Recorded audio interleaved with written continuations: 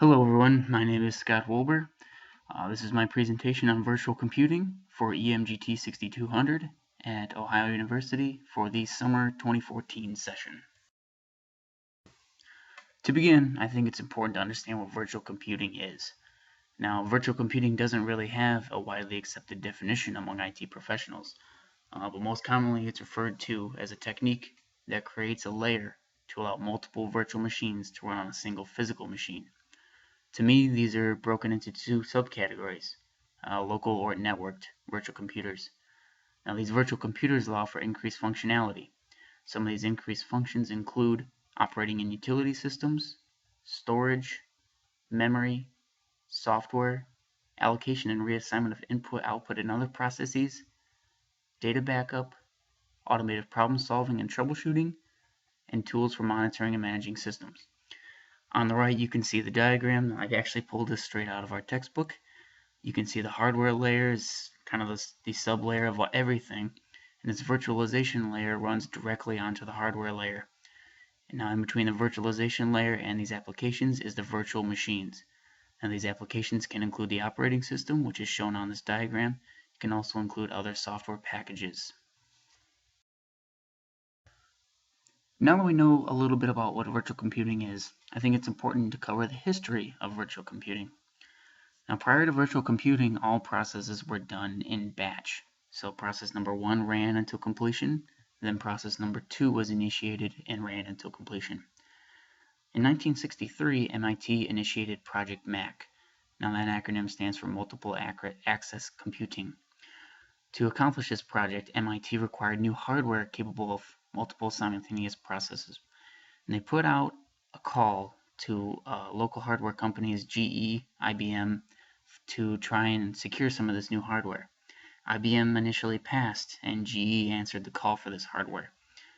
This served as kind of a wake-up call to IBM, mostly due to increased interest in like projects. Most notably, Bell Labs was looking for something similar to what MIT was looking for. Out of this catch-up process, IBM designed the CP40. This was the first mainframe capable of virtualization. It wasn't sold externally to IBM, it was only used internally. It's important though because this design later evolved into the CP67, which is the first commercially available solution for virtualization. Fast forward to 1987, Insignia Solutions launched SoftPC. SoftPC allowed anyone with a Unix workstation to run DOS. Now at the time, a DOS workstation cost around $1,500. So for them to run a $1,500 software package on a $500 computer was quite an advantage. So that became very popular. In 1998, VMware was established and quickly became a market leader. There were obviously other companies besides VMware that were established, but currently VMware seems to be the market leader, so that's kind of what I'm referencing in this timeline. Now I'd like to talk a little bit about something that I do all the time, and that's called local virtual computing. That's the process of creating a virtual machine on a local computer, and most commonly this is used for access to multiple operating systems. A good example of this is Macintosh computers running Windows simultaneously, something you see on the right. Now to do this, considerations must be made. You have to have enough memory, storage, and processing power to run an extra operating system, because essentially you are running an operating system within an operating system. Therefore, you have essentially double the requirements of this computer. Now on the right, you can see this computer is running Mac OS X natively. And on top of there, in this window of VMware, which I'll discuss a little bit later, is running a copy of Windows. Now inside that copy of Windows, it acts just like the computer is running native Windows. You can create documents, you can print documents, it uses your mouse just like everything else. It has access to all of the hardware capabilities that Mac OS X does, but it just runs as a shell process inside of Mac. There's several different choices you can make in your virtual machine software. I've kind of compiled the top 5 market leaders along the left there, and I've compiled a list of what operating systems they're compatible with. you can see that some are only compatible with Linux, like QEMU. I'm not actually sure how to pronounce that, but QEMU is only compatible with Linux. It doesn't play well with Windows or Mac. Most of these on this list do have some sort of dual operating system capability, and they vary in range and cost as well, all the way from free up to $189 for the premium version of VMware. Now, most notably, I think VMware is considered widely as the market leader, kind of followed closely by VirtualBox, mostly because VirtualBox offers its entire solution for free. Parallels is very popular for the Mac crowd because it has a direct link to the hardware that runs the computer, so you don't really notice any lagginess when you're running Windows on a Mac. And that's something that I use every day. I'm a Mac user, so running Parallels is something I do all the time.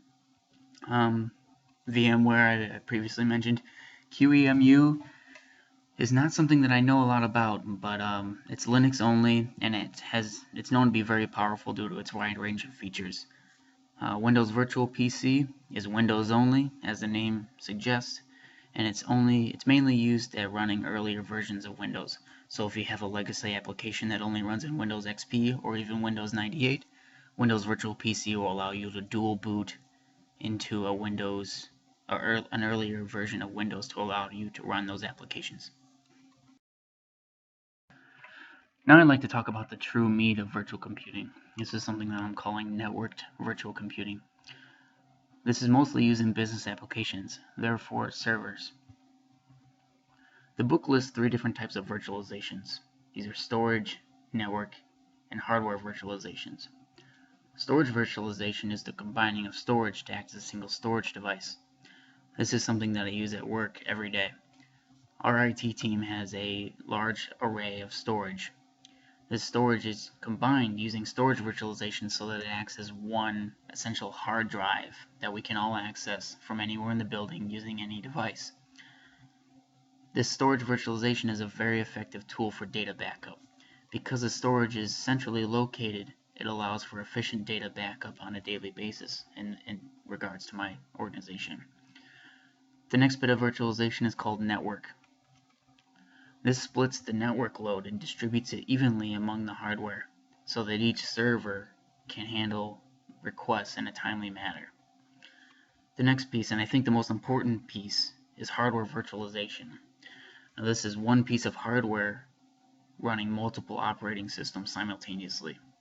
It's very similar to local virtual computing that I discussed earlier, except there's an extra layer between the applications and the end user, and this layer is the network. Essentially what it breaks down to is that the central computer is running all the processes and the applications, and there's a video link from the centralized computer to the user's computer. This is something that I use at my organization as well. Something that I do from time to time is run large analysis files. So I can upload my analysis files to a large, I believe it's an 80-core server processor that we have at a central location. So I can manipulate this extremely powerful central computer to run my analysis files, and then it would kick out the results to me. I managed to find a small diagram that kind of sums up what networked virtual computing is. On the left you can see local clients, branch offices, and remote access clients traveling at home, PDAs, tablets, laptops, etc. On the right, you can see these virtual computers. Mostly these can be categorized as servers. These servers can run applications, storage, VoIP. They can take care of file transfers, shared files, calendars, discussions, video. Personally, I use email a lot. That's something that our servers at work handle. And these allow for access from most internet-connected devices. Now in the middle, all of this is transferred through the internet. A side note on that is that this can also just be a local area network inside of a building. Now it's something that my organization does. We can access anything from any device inside of the building. I hope everyone enjoyed my presentation on virtual computing. There are a whole host of subtopics that involved in virtual computing that I could have covered, but they are the presentation topics for my classmates, So they'll be covering those in greater detail this week. So this is more of a top level, what is virtual computing presentation. Thanks for listening, and I look forward to your questions and comments in the discussion board. And here is a list of references that I used to create this presentation.